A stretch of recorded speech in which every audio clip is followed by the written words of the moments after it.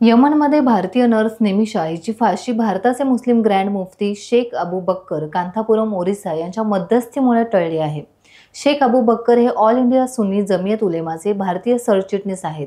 जेव्हा त्यांना सांगण्यात आले की आपल्या एका भारतीय मुलीला यमनमध्ये फाशी होणार आहे, त्यासाठी तुम्ही काही प्रयत्न करू शकता का, तेव्हा त्यांनी आपल्या भारतीय मुलीला वाचवण्यासाठी मी प्रयत्न करेन असे सांगितले। त्यांनी यमनमधील सुफी हबीब उमर बिन यांच्याकडे संपर्क साधला। ते यमनच्या शुरा कॉन्फरन्सचे सदस्य असून त्यांच्या न्यायमंडळावर मोठा प्रभाव आहे।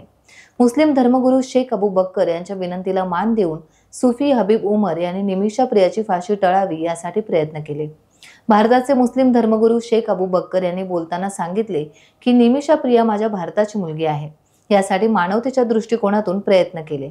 तिची फाशी टळून तिला भारतात आणण्यासाठी आम्ही आर्थिक मदत गोळा करू आणि ज्याचा खून झाला त्याच्या नातेवाईकांना मदतीचा हात देऊ। आज ते रक्कम घेण्यास तयार नाहीत, पण आम्ही समजावू असे धर्मगुरू शेख अबू बक्कर म्हणाले। भारताचे आणि यमनचे तितकेसे चांगले संबंध नाहीत।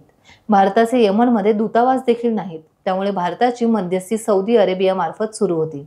यमनमधील हुतीचा प्रभाव असलेले सरकार असल्याने आणि तेथे वारंवार परदेशी नागरिकांवर हल्ले होत असल्याने भारताने तेथे जाण्यास नागरिकांना प्रतिबंध केला होता।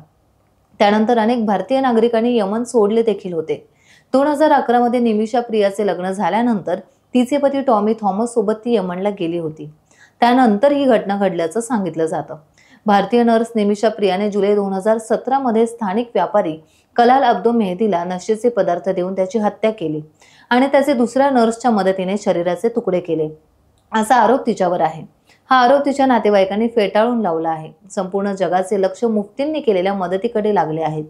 निमिषा प्रिया माझ्या देशाची मुलगी आहे, तिला भारतात आम्ही आणू असा विश्वास दिल्याने आता प्रियाच्या जगण्याच्या संधीला वाव मिळताना दिसत आहे।